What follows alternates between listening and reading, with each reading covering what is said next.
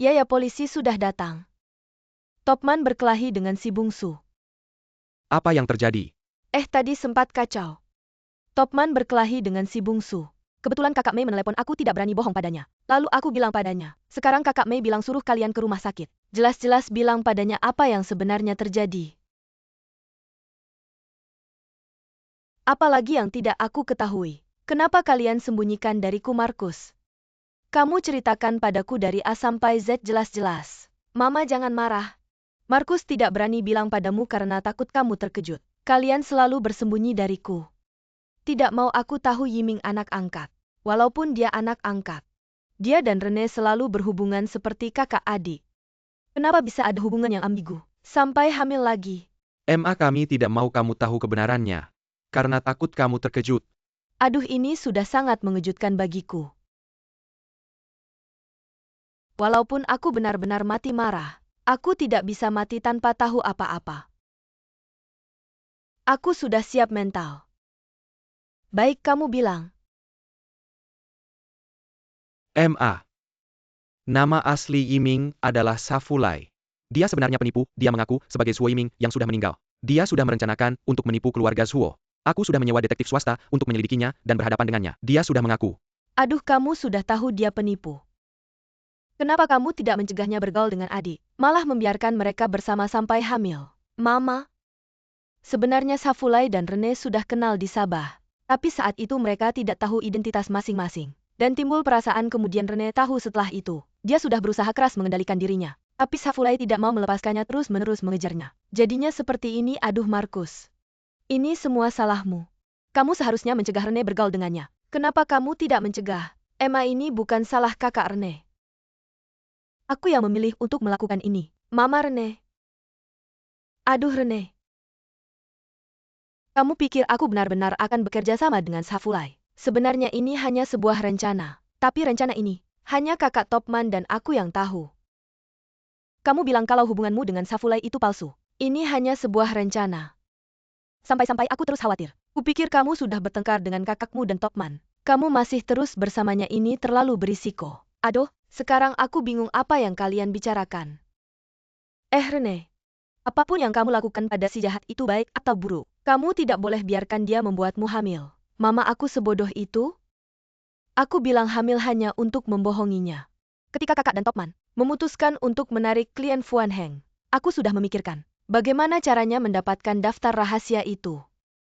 Safulai tidak sepenuhnya percaya pada Afeng. Aku tahu dia menyimpan data klien rahasia untuk ditangani sendiri. Jadi aku mengambil kesempatan saat dia pergi. Diam-diam membuka komputernya, berharap bisa mendapatkan data klien tersembunyi itu. Kamu ngapain, kenapa mencuri komputerku?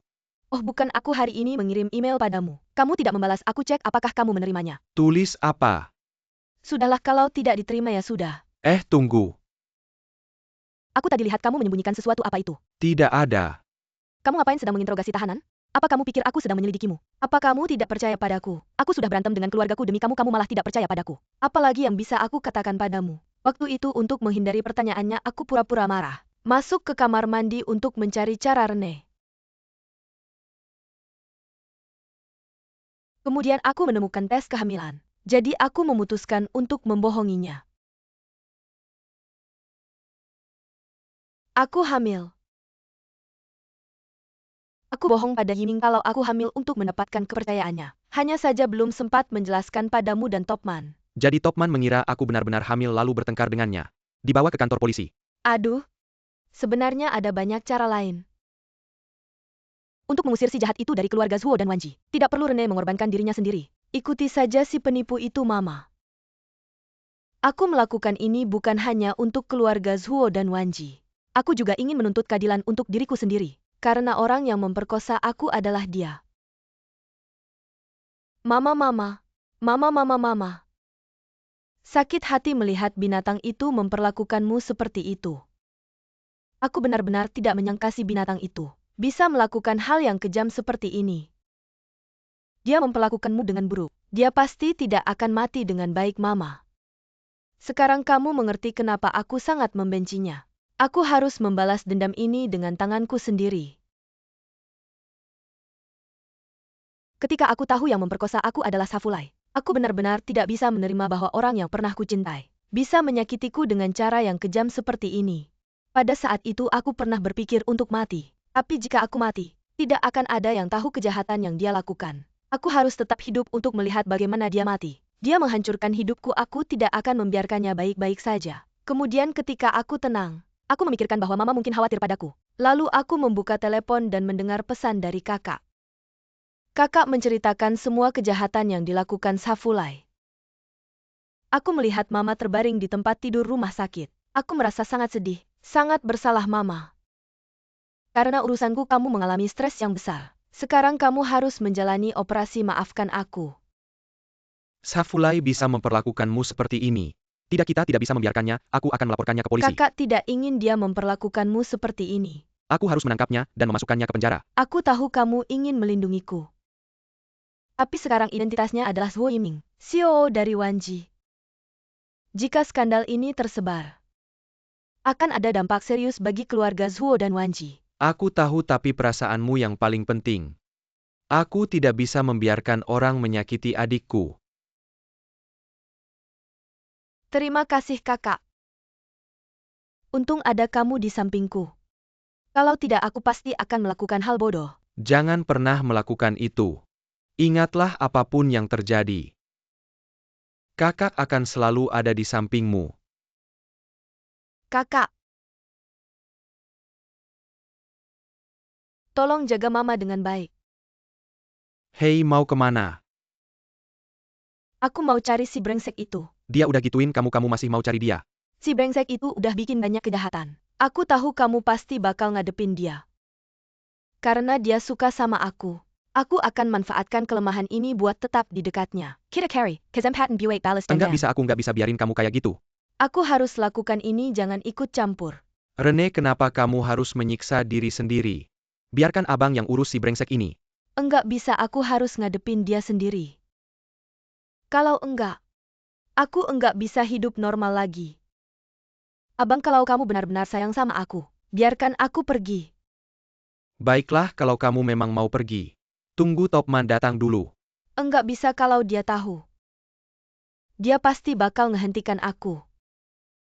Aku udah putuskan. Siapapun enggak bisa ngehentikan aku. Rene.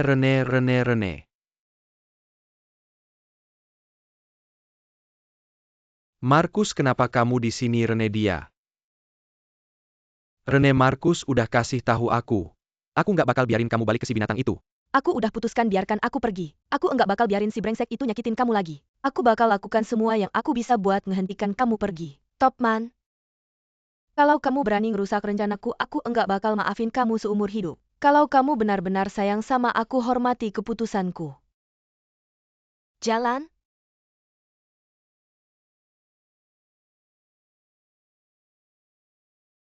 Maaf? Jadi gini, aku balik ke si brengsek itu. Pura-pura nerima dia cinta dia biar dia percaya sama aku. Si penipu ini. Tipu uang, tipu perasaan. Si brengsek ini beneran binatang. Harusnya dia ditembak, ini semua salahku. Jangan pergi ke Sabah, bawa si brengsek itu balik. Membawa serigala ke rumah. Membahayakan anakku. Rene, mama benar-benar minta maaf sama kamu. Mama, ini bukan salahmu. Salahnya sama Tuhan yang menipu kita. Kita enggak bisa menghindar. Bikin aku terus khawatir. Mikir kamu sama anggota dewan dan Topman beneran bertengkar. Aku lebih bodoh lagi sampai kasihan sama kamu dan Safulai. Dan bahkan mama meminta kamu jadi CEO. Aku benar-benar orang bodoh. Jangan salahkan dirimu sendiri, kamu kan tidak tahu detailnya. Kamu juga berniat baik ingin membantu kita berdamai. Dan aku dan Rene berebut kekuasaan. Itu juga bagian dari rencana. Tujuannya agar Rene diam-diam mengendalikan Safulai. Sebenarnya kamu harusnya memberitahuku lebih awal meskipun aku tidak bisa membantu banyak. Paling tidak aku bisa bekerja sama dengan kalian. Apa ada sesuatu yang kalian sembunyikan dariku? Cepat katakan padaku. Anggi, lebih baik kamu tidak tahu. Kenapa takut Safulai berbuat jahat padaku? Tidak masuk akal, dia kan tidak punya konflik kepentingan denganku. Jangan-jangan dia ada hubungannya dengan kematian ayahku. Benar tidak, cepat katakan padaku. Yang berhubungan dengan ayahku aku berhak tahu. Aduh Markus, sudah begini. Ada apa lagi yang kamu sembunyikan, katakanlah. Sebenarnya yang pertama kali menemukan identitas Safulai adalah Zusir. Tapi setelah itu dia tenggelam dan meninggal. Kamu bilang Safulai membunuh untuk menutupi jejak. Meskipun tidak ada bukti tapi aku menemukan satu tiket tilang. Safulai pernah berada di dekat tempat kejadian Zusir, di sekitar lokasi kejadian. Aku tanyakan dia tetap tidak mau mengaku. Kenapa kamu sudah tahu tapi tidak memberitahuku? Korban adalah ayahku. Anggi. Anggi.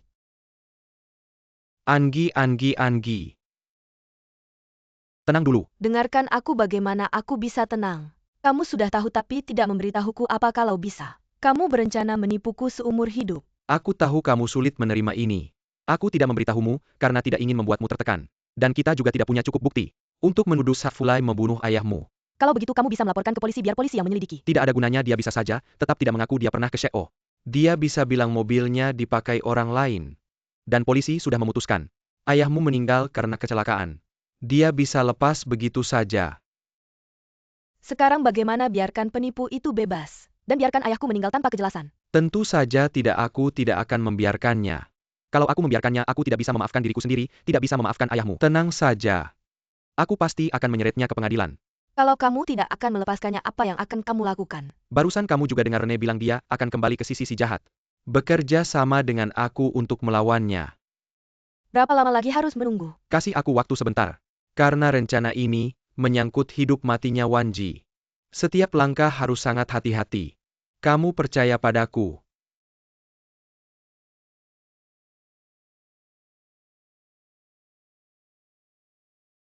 Ayo kita masuk dulu. Tidak, apapun yang kamu katakan, aku tidak akan membiarkanmu kembali ke sisi binatang itu. Mama, jangan seperti ini. Bagaimanapun juga aku harus kembali. Mama, ada apa? Mama tidak membiarkan Rene kembali ke sisi Safulai. Bilang itu terlalu berbahaya, aku juga merasa begitu. Coba pikir ada cara lain tidak? Koni, kita sudah susah payah menyusun rencana ini. Sekarang tinggal selangkah lagi dia akan kalah. Saat ini aku pasti tidak akan menyerah. Tapi si jahat itu tidak punya hati, dia tahu kamu menipunya. Pasti tidak akan melepaskanmu sekarang, dia seharusnya sangat percaya padaku. Asal aku hati-hati pasti tidak akan ada masalah. Aduh Markus. Kamu lihat adikmu masuk ke milat harimau. Kamu tidak menghentikannya. Mama, dulu aku sudah mencoba menghentikannya. Sampai di sini, kalau Rene tiba-tiba ingin meninggalkannya, aku takut akan memicunya. Mempercepat dia meledakkan bom Fuan Heng.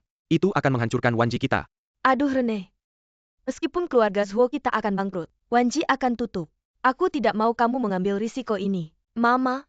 Kalau si jahat ini membuat keluarga Zhuo kita jadi seperti itu, seumur hidup aku tidak akan rela. Apakah kamu ingin melihat hal itu terjadi? Mama. Kalau Rene bersikeras, jangan halangi dia, tapi kamu harus berjanji padaku. Kalau ada apa-apa kamu harus langsung memberitahuku. Kakak dan juga. Kamu harus berjanji padaku. Semuanya harus hati-hati, aku tahu. Anggi, sebelumnya aku untuk berakting di depan si jahat. Bilang beberapa hal yang tidak enak didengar padamu. Dan juga memanfaatkan rasa ibamu. Semoga kamu tidak keberatan, aku mengerti. Justru aku kagum kamu punya keberanian untuk melawan si jahat itu. Pokoknya kamu harus berhati-hati dalam segala hal. Tenang saja, oke?